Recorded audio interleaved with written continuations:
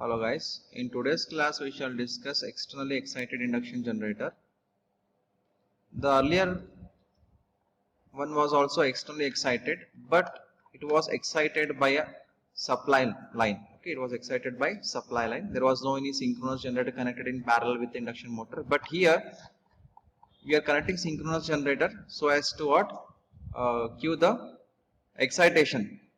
Okay, to the excitation to the induction load. You can see that synchronous machine as well as induction load or induction machine you can call, or generator you can call, which is connected, both are connected in parallel operation so as to supply load. Okay, induction generator is there, synchronous machine is there, both are connected in parallel, they operate in parallel so as to supply a particular load. Okay, here let us say load which I have connected, both synchronous machine as well as induction motor, be lagging in nature. So this, let us say this load require lagging current. Okay, so in that case what happens, your induction motor, we know that induction generator, whatever it is connected here, it will usually generate what? A leading current. Yes or not? It generates a leading current. So the requirement is of lagging. So induction load or induction generator which is connected here, which will not supply the lagging one as it supplies the leading one. So that's why what happens, the remaining whatever the requirement is there to supply the lagging one will be supplied by the synchronous machine. You shall see in the phasor diagram. Okay, you can see that here, let us say this is the load current IL which is required, which is the required one, and you can see it is a lagging in nature. Yes or not? It is a lagging in nature. As you can see, it is lagging by certain angle phi L, and this is the load current which I require. Okay, and again you can see the IS is the current generated by the induction generator. You can see it is a leading one. Yes or not? This is the reference one, it is a leading one. So the required one is lagging, but my induction generator is leading. Okay, so the load current can be divided into two subparts. One is IM, the other one is IE.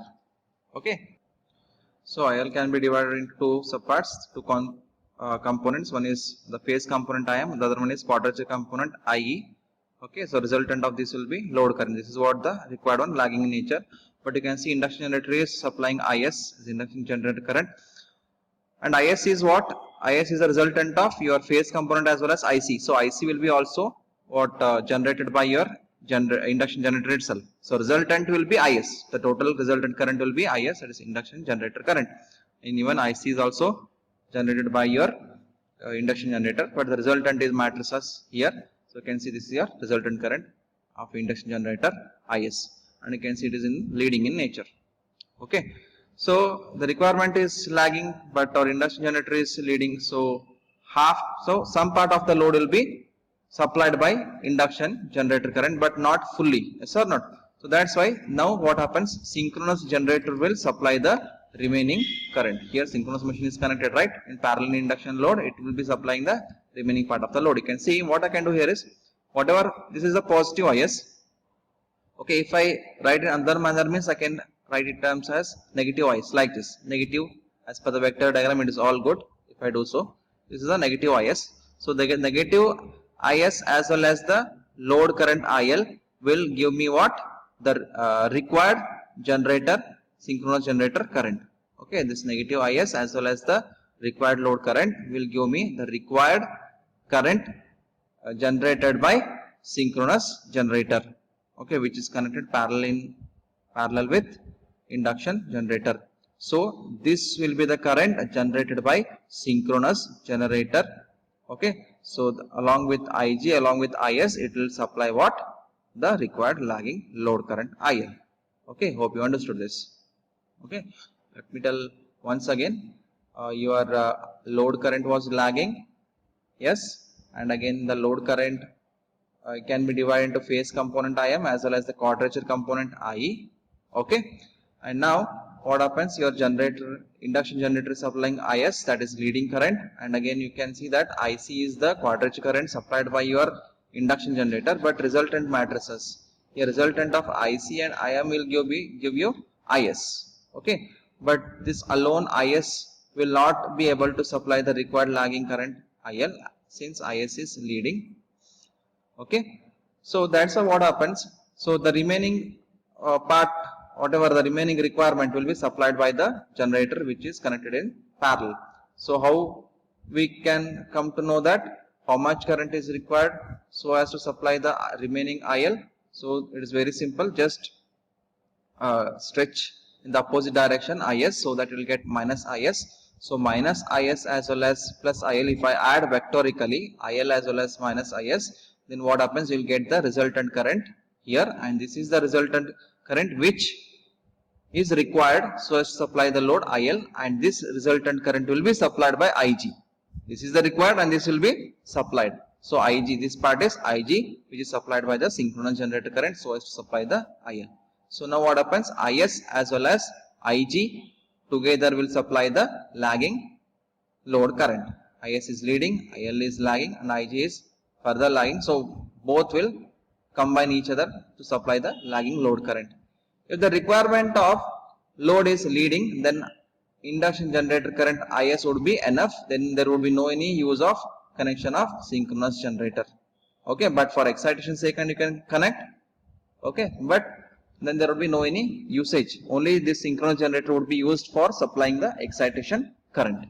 Okay, if the requirement of load is leading in nature here in the top, but since as per this vector diagram and all, we can understand that IL is lagging in nature, IS is leading in nature, and IS and IS will be here. So IG is again quadrature in nature. So IG and IS will togetherly supply the lagging load current IL. Okay, hope you understood this.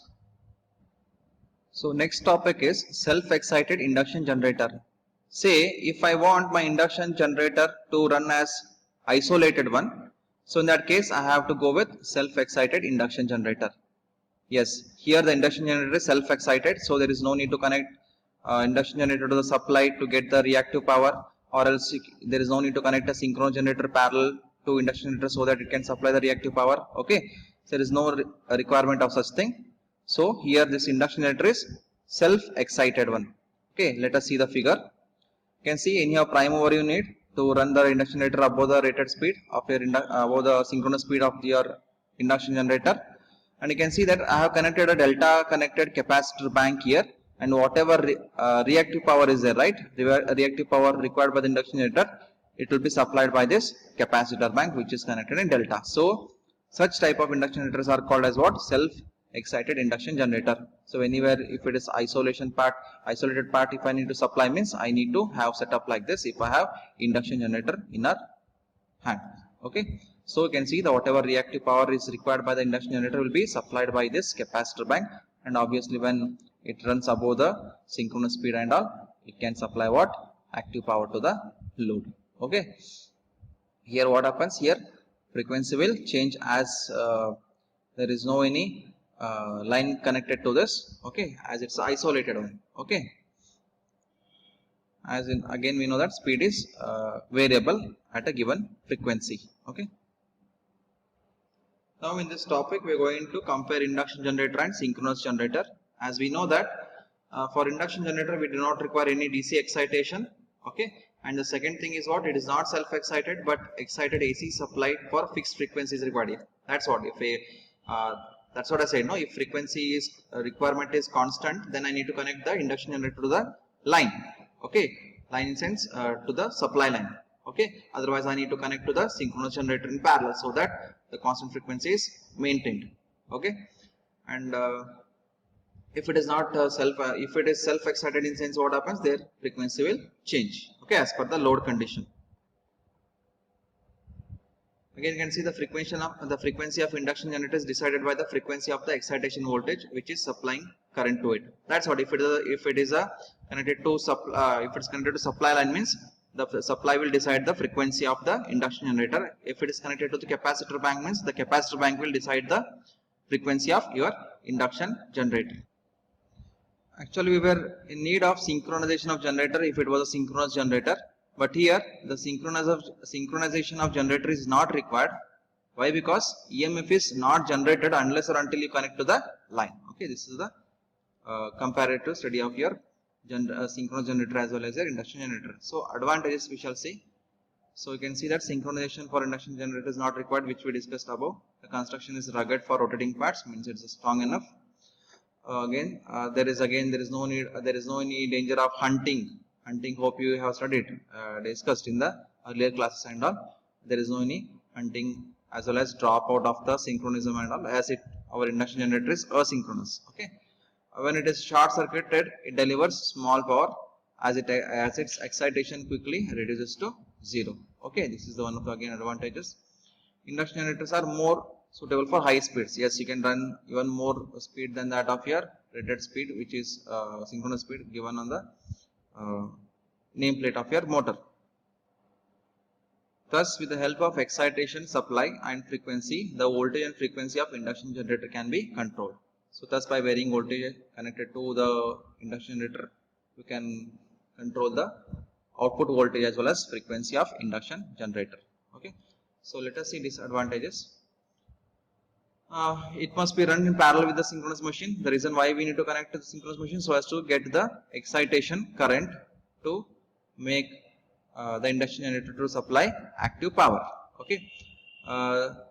Again, you can see that the load is not deciding power factor of an induction generator, but the power factor depends on the slip. Okay, the slip will decide the power factor of induction generator. It is not depending upon the load. Okay. Now coming to the applications. So induction generators are used in railways for braking purposes and all, and also it is used in the wind turbines as well. Okay, there what happens, speed will be changing continuously. So what happens, there also we can use what, induction generators, and also there should be a synchronous generator as well. Why? Because to give the excitation current and all. Okay, or it should be a self-excited one. Okay, or it should be connected to the line so that it receives constant frequency, so that the frequency of the induction generator will be also same. Okay. Now coming to the importance of induction generators in windmill, that's what I told you, it is used in windmill also. You can see wind power electricity generation is very suitable as it is available 24/7, because as we know that solar and all, it is only for daytime and all. Okay, so in night and all, your solar will be not solar energy solar will be not there, so that energy will be not generated, but wind and all, it will be available all 24 hours. So for certain areas and all. Okay, so there what happens, you can install windmills so that free wind can be harnessed. Okay, and also there is no any problem of requirement of synchronism and all, as our motor, induction motor or generator will run at above the rated speed or above the synchronous speed. Okay, and also they have robust construction features, and there is natural protection against any short circuits and all. For abrupt change in the speed and all, then what happens, that will be absorbed by the rotor, but such things will be not absorbed by your synchronous generator, which we discussed. There what occurred, hunting occurred there, but there is only such hunting and all. Even after there is sudden change in load, that can be absorbed by the rotor. Okay, there will be no any problem. Now let's see next topic, that is grid connected operating of induction generator. Here is the picture of that figure. You can see prime mover is connected to 3-phase induction motor, whereas 3-phase induction generator is connected to the grid, and again in between that capacitor bank is connected parallel with 3-phase induction motor. Okay, the problem in connecting the 3-phase induction generator to the grid is the 3-phase induction generator suffers from very low power factor. Okay, so here power factor angle may vary from 90 degree to 180 degree, so it is more than 90 degree. So what happens, it suffers from the low power factor. Okay, so you can see that this 3-phase induction generator requires reactive power, and some of the reactive power is supplied by the grid, and some of the reactive power is supplied by the capacitor bank QC, and togetherly it is what inputted to the 3-phase induction generator QIG. Okay, this is the reactive power input to the induction generator, whereas you can see that the active power generated by the 3-phase induction generator is PIG, but due to the losses and all to the grid, this P grid as well as PIG will be different. Okay, so if you want to improve the power factor and all, so what you can do is you can connect voltage regulator in between 3-phase induction generator as well as grid, so that power factor can be improved. And this is a self-autonomous system where there is no need to worry about the frequency and all, because whatever the grid frequency will be there, it will be carried it will be opted by this 3-phase induction generator. If this is 50 and this will be also 50. Okay.